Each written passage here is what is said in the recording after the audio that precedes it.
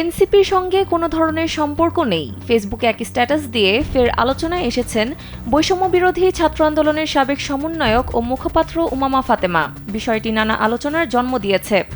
তবে তিনি জানিয়েছেন, বিভিন্ন সময়ে এনসিপির কর্মকাণ্ড নিয়ে তাকে প্রশ্নের সম্মুখীন হতে হয় এবং অনেক সময় বিব্রতকর পরিস্থিতির মুখোমুখি হন তিনি। তাই ফেসবুকেই বিষয়টি জানিয়ে দেওয়ার সিদ্ধান্ত নেন উমামা ফাতেমা। গত ২৮ ফেব্রুয়ারি গঠিত নতুন রাজনৈতিক দল জাতীয় নাগরিক পার্টিতে ছিলেন না উমামা ফাতেমা। এ নিয়েও ছিলেন আলোচনার কেন্দ্রবিন্দুতে। সে সময় তিনি জানিয়েছিলেন, বৈষম্য বিরোধী ছাত্র আন্দোলনেই থাকতে চান তিনি।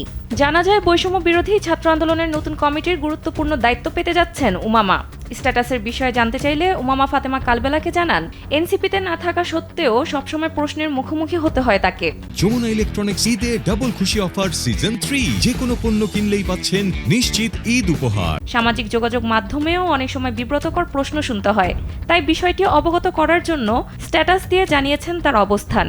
এর আগে এনসিপিতে যোগ না দেওয়ার বিষয়ে উমামা কালবেলাকে জানান, বৈষম্য বিরোধী ছাত্র আন্দোলনের মুখপাত্র হয়েছিলেন তিনি, কারণ গণ অভ্যুত্থান কিছু সংকট তৈরি করেছিল সমাজের মধ্যে। তিনি মূলত এ কারণেই মুখপাত্র হিসেবে ছিলেন। বৈষম্য বিরোধী ছাত্র আন্দোলনের সঙ্গে থেকেই বেশি ইম্প্যাক্ট তৈরি করতে পারবেন বলে মনে করেন উমামা ফাতেমা।